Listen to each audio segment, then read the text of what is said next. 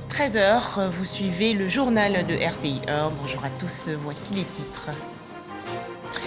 En Côte d'Ivoire, l'Association des institutions supérieures de contrôle ayant en commun la langue française reçue hier par le président de la République Alassane Ouattara. C'était au palais présidentiel dans la commune du Plateau, au centre des entretiens, la gouvernance des finances publiques des États membres de cette association. Toujours en Côte d'Ivoire, le lancement officiel de l'administration digitalisée de la taxe sur la valeur ajoutée, la TVA, cérémonie en présence du ministre du Budget et du portefeuille de l'État, Moussa Sanogo. La déclaration de la TVA est désormais souscrite sur le portail e-impôt. Enfin, les États-Unis et la Russie, profondément en désaccord sur le dossier ukrainien. Le Conseil de sécurité s'est réuni hier à New York. En Côte d'Ivoire, donc, des membres de l'Association des institutions supérieures de contrôle ayant en commun la langue française reçue hier par le président de la République Alassane Ouattara. Cette rencontre s'est déroulée au palais présidentiel dans la commune du Plateau. Les entretiens ont porté sur la gouvernance des finances publiques des États membres de cette association. Les précisions dans ce reportage de Awa Touré. Une délégation des membres de l'Association des institutions supérieures de contrôle ayant en commun le français, reçue par le président de la République Alassane Ouattara en marge de la 9e Assemblée générale de leur organisation. Délégation conduite par le président de la Cour des comptes, Kavali Diomandé, président de cette association. Excellence, Monsieur le Président de la République, les travaux de la 9e Assemblée générale qui ont débuté ce matin et que vous avez rehaussé en acceptant qu'elles soient placées sous votre parrainage s'étendront sur 2 jours. C'est pour nous à la fois un devoir et un plaisir de vous rencontrer pour vous présenter nos civilités, vous remercier de l'oreille attentive prêtée aux activités de notre association et recueillir vos sages conseils. L'Association des institutions de contrôle francophone entend promouvoir et favoriser dans les États membres les bonnes pratiques de gouvernance des finances publiques. Nous avons vocation à développer les échanges entre les institutions supérieures de contrôle ayant en commun l'usage du français. Mais les enjeux de la francophonie se mêlent aussi à la proximité de nos positionnements institutionnels. Notre Assemblée générale, outre son volet formel, est ainsi l'occasion de travailler sur des enjeux d'intérêt commun. Nous avons ainsi réfléchi ensemble ce matin à la manière d'adapter nos méthodes et nos objectifs de contrôle de la dette publique à la suite de son gonflement provoqué par la crise sanitaire. Nous avons dû faire face à une modification profonde de nos méthodes de travail et je crois pouvoir dire sans fausse modestie que nous y avons fait face avec agilité et dynamisme. C'est en grande partie grâce au leadership assuré par la Cour des comptes de Côte d'Ivoire que nous avons pu atteindre ces résultats. Le président de la République Alassane Ouattara s'est dit heureux et honoré de recevoir cette délégation avant de relever l'importance de la Cour des comptes dans la gouvernance des États. La Cour des comptes est un élément de coopération entre nous. Nous avons une organisation juridique bien au point. Et moi, je me réjouis donc que vous soyez en Côte d'Ivoire et que l'UMOA nous a demandé de créer une Cour des comptes indépendante et séparée.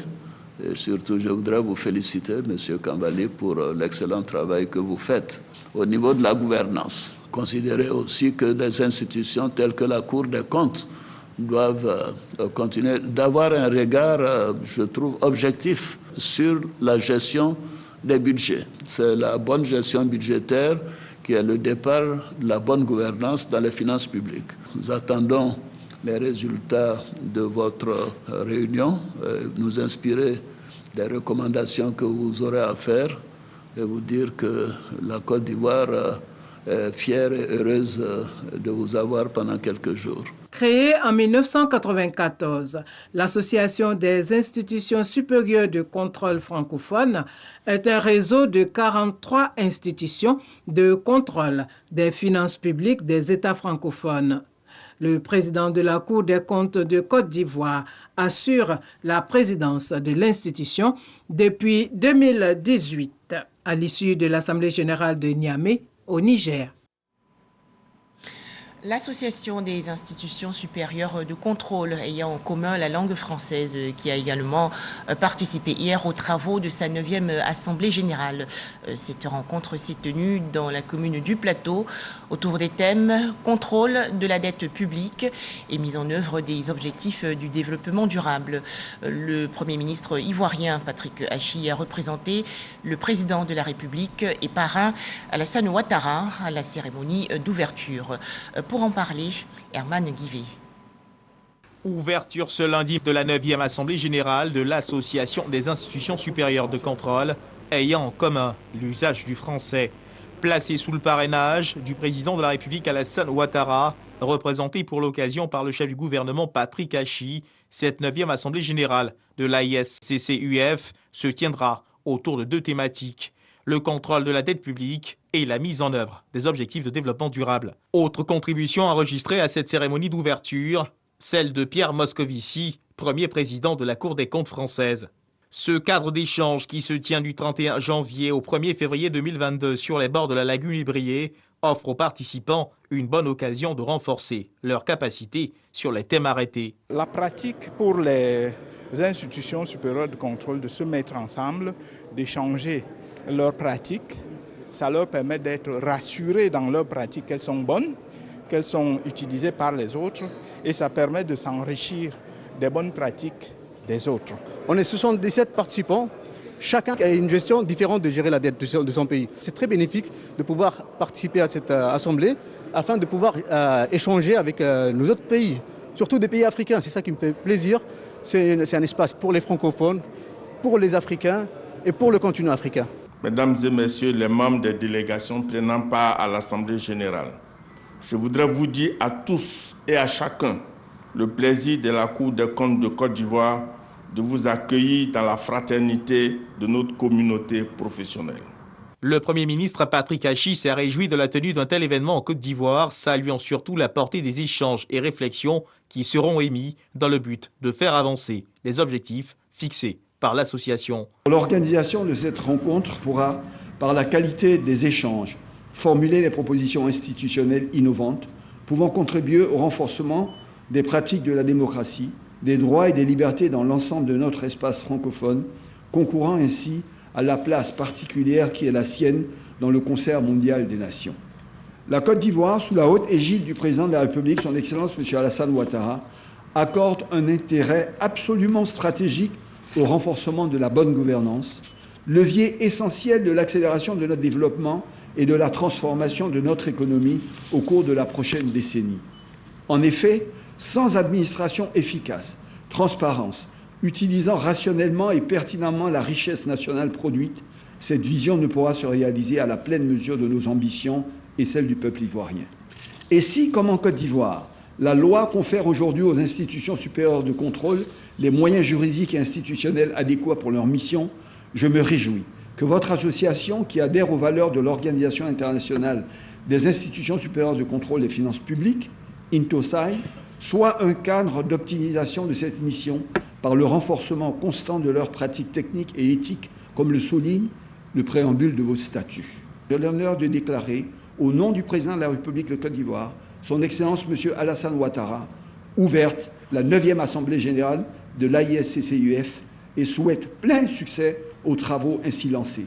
Devant la crainte manifestée par les bailleurs de fonds de voir certains pays en voie de développement crouler sous le poids d'une dette excessive, voire insurmontable, il revient aux institutions supérieures de contrôle de veiller aux questions relatives à l'endettement. Au menu de cette première journée, une séance de travail sur le thème retenu par l'Assemblée générale. La deuxième journée fera focus sur la gestion de l'association, le bilan des activités des 3 dernières années, les perspectives pour les 3 années à venir, la situation financière de l'association, enfin, le renouvellement de son bureau. Dans l'actualité nationale également, cette réunion dans les locaux du ministère délégué auprès du ministère des Affaires étrangères. Les travaux ont porté sur la révision du plan national de gouvernance 2022-2025. Les explications de Laure Goretti et Abou Sanogo. Les ministères et institutions révisent le plan national de gouvernance 2021-2025, PNG, une initiative de la Commission nationale du mécanisme africain d'évaluation par les pairs. Elle est à l'étape de la validation. Ce plan est la résultante d'un processus inclusif et participatif. Il y a eu des évaluations qui ont été faites, donc 2 évaluations pour être plus précis, une évaluation interne et une évaluation externe. Et à l'issue de ce processus d'évaluation, nous avons élaboré ce plan national de gouvernance qui est en réalité une réponse aux problématiques et aux défis de la corruption. Entamé depuis 3 ans pour freiner la corruption à tous les niveaux. L'objectif de ce plan est de doter la Côte d'Ivoire d'un instrument d'amélioration de la gouvernance de l'État. C'est une réunion de validation du PNG, qui est le plan national de gouvernance, qui est une volonté du chef de l'État qu'il a pris devant ses pairs à 10 en 2019. Et donc aujourd'hui, la Côte d'Ivoire est en train d'achever son plan national de gouvernance qui sera présenté donc par le président de la République devant ses pairs. Donc ce plan-là va permettre de créer un climat de paix, parce que quand il y a l'amélioration de la gouvernance, il y a la paix, mais il y a également le renouvellement de la confiance entre les gouvernants et nos populations, et également nos bailleurs. Ce plan prend en compte l'amélioration de la gouvernance, notamment la lutte contre la corruption, l'amélioration de l'état de droit et la modernisation du pays. Il sera présenté par le président de la République, Alassane Ouattara. À compter d'aujourd'hui, mardi 1er février 2022, la déclaration de la taxe sur la valeur ajoutée, la TVA, se fait en ligne en Côte d'Ivoire. Cette réforme s'inscrit dans la transformation digitale initiée par le ministère du Budget et du portefeuille de l'État. Objectif, élargir la population fiscale. Les explications de Cheikh Koné. Fini le casse-tête de l'administration fiscale à gérer les énormes déperditions dans la collecte de la taxe à valeur ajoutée, la TVA, auprès de certains contribuables qui ont la propension à ne pas reverser la taxe collectée ou d'en différer le paiement. La TVA est désormais déclarée en ligne sur la plateforme de la télédéclaration et télépaiement de la Direction générale des impôts, IMPO. L'implémentation de cet outil informatique innovant se justifie par la volonté de faire de la TVA un impôt véritablement leader. On le dit, la TVA n'a pas encore pris la place qui est la sienne dans le dispositif fiscal ivoirien, puisque au jour d'aujourd'hui, elle est encore en concurrence avec l'impôt sur les bénéfices et les impôts sur les traitements et salaires. Un pays moderne doit asseoir l'essentiel de sa fiscalité sur la consommation. Et la TVA est par excellence l'impôt sur la consommation. Cette réforme, qui est une innovation majeure, s'inscrit dans une réelle volonté de digitaliser toute l'administration fiscale. Ainsi, comme on le voit, les implications de cette taxe vont au-delà des simples considérations fiscales pour toucher l'environnement des affaires en Côte d'Ivoire. Il était donc urgent pour nous de mettre en place une administration digitalisée de la TVA qui sécurise les entreprises et leurs opérations en Côte d'Ivoire.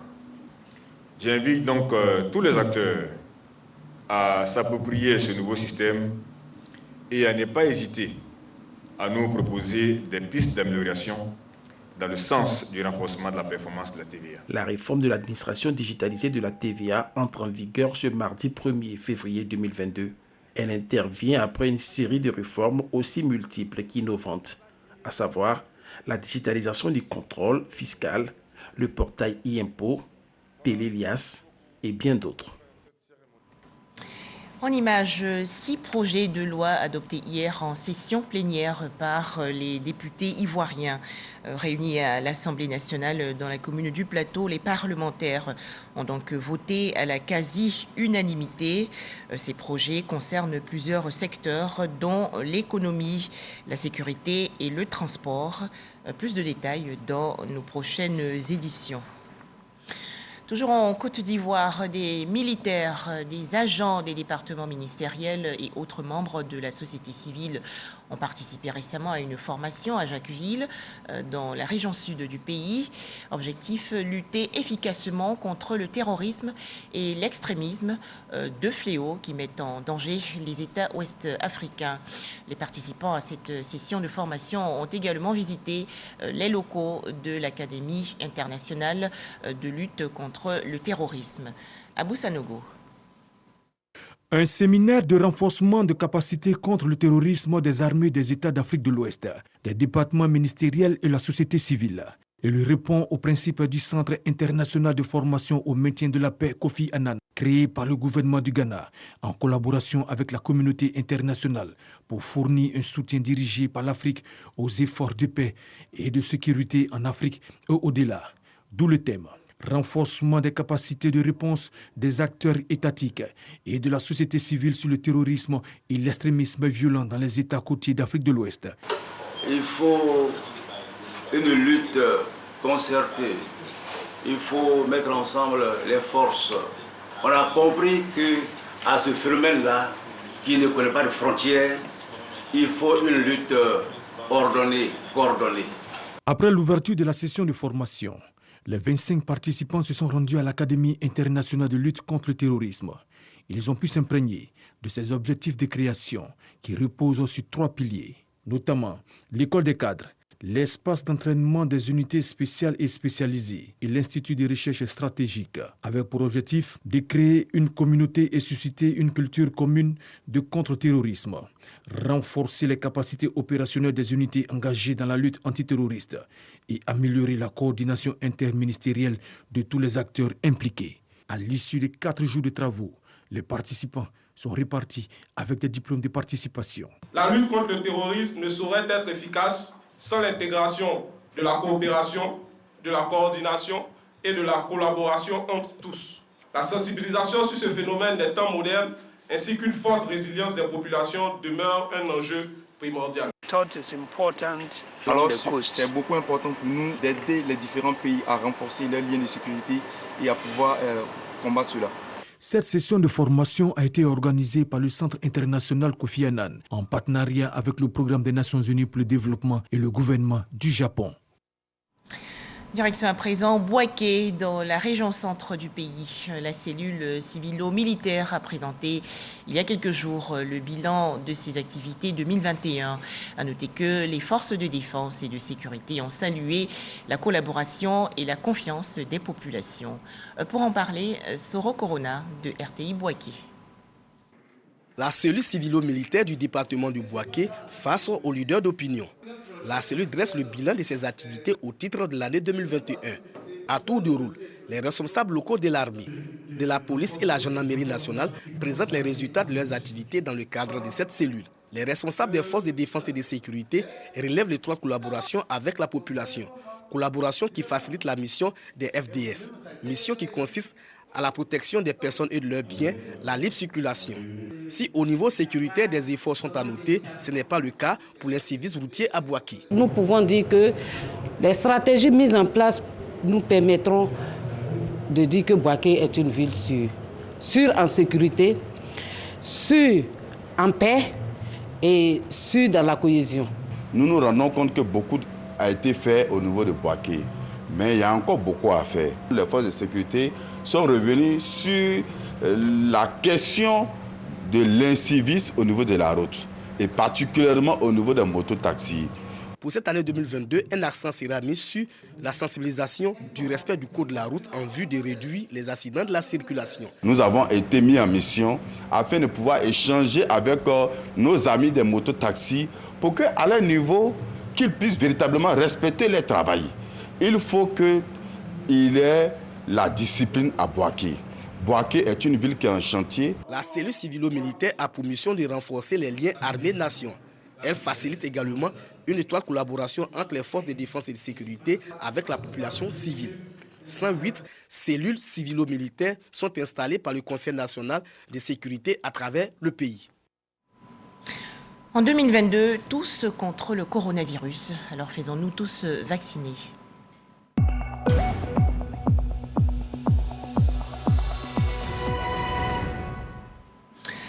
23 nouveaux cas de coronavirus enregistrés hier en Côte d'Ivoire. Des chiffres publiés par le ministère de la Santé, de l'Hygiène publique et de la couverture maladie universelle.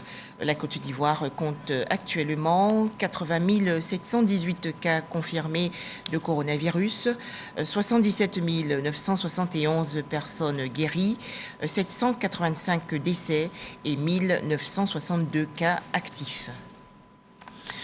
L'Organisation mondiale de la santé profondément inquiète. En effet, selon l'OMS, la montagne de déchets médicaux liés au coronavirus pose des risques pour la santé et l'environnement. Cette agence spécialisée des Nations Unies appelle donc à prendre des mesures pour réduire notamment l'utilisation des gants. Direction à présent à Thiéguacro, dans la région centre de la Côte d'Ivoire. La sage-femme et l'infirmier de l'hôpital Kwaku-Broukro ont désormais chacun une maison. La remise officielle des clés de ces logements a eu lieu le 22 janvier dernier. Cérémonie en présence des autorités locales, des chefs coutumiers et des populations. Charles Tatou de RTI Bouaké. Kwaku-Broukro, localité de 3000 âmes, département d'Athiéguacro. Village doté d'un centre de santé grâce au district autonome de Yamoussoukro. Mais depuis l'achèvement des travaux de construction en 2015, la formation sanitaire rurale n'a pu être mise en service. Les logements pour l'infirmier et la sage-femme constituant un impératif à son fonctionnement, le maire de la commune d'Athiéguacro vient de répondre à la préoccupation. 2 villas neuves, réalisées à hauteur de 50 millions de francs CFA, mises à la disposition des agents de santé affectés au centre de santé du dit village pour se loger décemment en vue d'effectuer irréprochablement leur mission. La joie de l'avoir, après 1000 efforts, se trouve aussitôt et généralement engloutie dans la tristesse de disposer d'un toit pour se loger à l'issue de l'affectation, surtout pour les jeunes fonctionnaires. J'ai vécu moi-même cette situation à mes débuts dans l'administration publique. C'est pourquoi j'avais pris la résolution à la hauteur de mes possibilités d'aider à la mise en place de l'administration publique, notamment des structures d'encadrement des proximités de l'État par la mise à disposition de logements à usage de bureaux et d'habitation. La représentante du préfet du département d'Athiéguacro de prendre la parole pour des conseils en vue de l'utilisation à bon escient de ces 2 bâtiments. Retour dans le district d'Abidjan. Les populations Odiénéka de la commune de Yopougon ont un nouveau chef central. La cérémonie d'intronisation s'est déroulée récemment au quartier Port-Boué 2 en présence de notre reporter Franck Quadio. À Port-Boué 2, commune de Yopougon, c'est l'effervescence dans ce quartier. Joie et mobilisation de toutes les couches qui aujourd'hui intronisent leur nouveau chef central. Eladj Bamba Baïma est le nouveau chef central de la communauté Odiénéka de Yopougon. Il succède à Eladj Fatouré décédé en septembre dernier. Les ressortissants du Denguélé insistent sur la valorisation des valeurs coutumières. Il est là, comme il a dit, pour renaître ce que nous avons abandonné, pour faire connaître à nos enfants ceux qui ne savent pas de nos traditions. C'est vraiment une satisfaction pour nous et nous apportons notre soutien parce qu'il s'agit d'un des nôtres, il s'agit aussi de notre communauté et c'est un genre de diaspora pour nous. Et autant ils nous soutiennent dans tout ce que nous faisons, autant nous devons en tout cas être présents. Gausso Touré, ministre-gouverneur de la région du Denguélé, Diakité Souleymane Kouti et Adama Kone, ex-ministre, sans oublier Issoufou Koulibaly, représentant le maire de Yopougon, parrain de la cérémonie, sont unanimes quant aux valeurs qu'incarne le nouveau chef central. Ils traduisent leur volonté d'apporter leur soutien à celui qui dirige désormais les Odiénéka de la commune de Yopougon. Ce qui nous est le plus cher au niveau du Denguélé aujourd'hui, c'est l'union de tous les fils et de toutes les filles, prêts pour la lutte acharnée contre l'extrême pauvreté qui sévit dans le Denguélé. Et pour moi, c'est l'occasion de dire merci à son Excellence Alassane Ouattara, qui aujourd'hui, avec la création du district du Denguélé, nous rend responsables nous-mêmes de notre propre développement. la communauté Odonika, à travers l'installation du chef qui vient se passer, demande une fois de plus sa maturité, son unité. Vous avez vu que tous les gros cadres du Denguélé sont là aujourd'hui pour assister à cette intronisation, à cette investiture. Les jeunes, tout comme les femmes, expriment des motions de soutien au nouveau chef central ainsi qu'aux autorités municipales. Le ministre Gaoussou Touré a par ailleurs invité la communauté à faire bloc autour du chef afin de contribuer à la réussite de sa mission. Le lancement officiel de la 4e édition du Salon international de l'innovation et des inventions. Thème retenu pour 2022, valorisation des inventions, une affaire d'État. Le Salon international de l'innovation et des inventions 2022 va se dérouler du 31 mars au 2 avril prochain au Palais de la Culture dans la commune de Trashville. Espérance Diakalé et Chak Koné. 150 exposants vont montrer leur savoir-faire et leur apport au développement de leurs différents secteurs d'activité durant 3 jours. Cette année, Abidjan Innova dénombre 300 inventions, soit 50 de plus comparé à l'an dernier. Abidjan Innova est le Salon international des inventions et innovations d'Abidjan et s'adresse aux inventeurs, innovateurs et artisans du monde entier. J'ai inventé un dispositif d'immobilisation des véhicules en switchage qui a pour objet de réguler les switchages dans tous les engins automobiles. Cette invention va venir lutter contre les accidents, va venir lutter contre la destruction ou la pollution par les gaz à effet de serre. Nous avons essayé de démontrer que nous pouvons, à partir de nos inventions, qui sont dans tous les domaines, et nous voulons transformer, changer cette donne-là, parce que tous les autres pays que nous connaissons ont développé leur agriculture, mais ils ne sont pas réputés pays agricoles. Il faut développer un autre argument économique pour que la Côte d'Ivoire puisse être un grand pays. L'innovation de cette 4e édition est la création d'un site web 3D pour permettre à tout visiteur de visiter le salon sans y être. L'édition 2022 du salon aura lieu du 31 mars au 2 avril 2022 au Palais de la Culture de Trashville. Un tout autre sujet à présent. Comment obtenir la semence du coton? Quand et comment pousse le coton? Quels sont les produits dérivés du coton? Des questions au centre d'une séance de formation à l'endroit de jeunes écoliers de Brobo, localité située dans la région centre du pays. Objectif, emmener les enfants à s'intéresser à l'agriculture. Yolande Swanga et Charles Tatou de RTI Boaké. La culture du coton peut réussir dans la région de Gbeke. Depuis quelques années, Fatoumata Traoré, cadre de Brobo, s'est lancée dans la culture du coton avec à son actif 6 hectares. La production de cette superficie fait d'elle aujourd'hui une grande productrice du coton dans la sous-préfecture de Brobo. Elle exhorte les femmes et les jeunes de la localité à cette culture agricole pour leur autonomisation.